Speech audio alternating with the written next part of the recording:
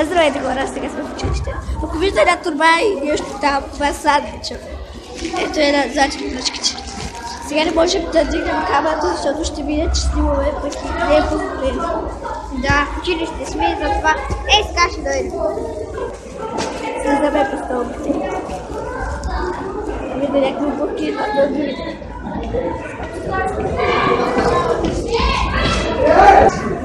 Значи се капа пръчки. Слязахме вече на първия етаж и сега ще... Чакай само, че тук става едно задръстване. Много голямо. Но, чакай, ще съм блъсна. Сега излизаме навън. Готово! Това е. Хора, сега вече сме навън. Да, вижте, тук имаше цветя и всичко замръзнало явно. Сега сме в долу на училището. Сега не отиваме отзад, където бяхме преди. Снимахме с нещо приключение. Тук сега сме. Се вървим просто, разкарваме си в училище. Защото няма какво да правим друго. Тук някакви лапта се крият и много ме изнервят. А някои ще тръгнат да съберат снежни топки, да. Човек, ела отзадета има повече сняг. Няма да ти бъда повече приятелка. Някой казва, няма да ти бъда повече приятелка, ако ме замериш. О май гад. Не, той каза.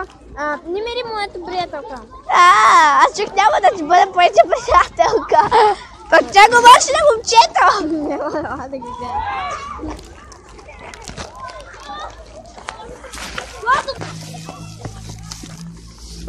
Хора, свърши междучасието, всички се прибираме. Мисля, че това беше... Да, малко кратко само. Как изкараме голямото междучасие. Това ще се казва как изкараме голямото междучасие. Ами до сега гледахме бързо стопки, което беше смешно. Да. Аз без да исках обърках името на Хейва Бум. Лад. Няма да се не спава добре. Не съм спала точно 8 часа и половина. Да. Обърках името на Хейван! Ужас. Добре, че съм объркал името на Джидо Джи. Бягаме като някакво седно ягода. Не съм. Зато храната е с малко. Да. Да, че с глава.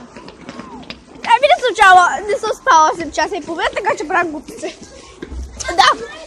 Това мисля, че е краят на видеото. Чао. Чао, дайте паче горе.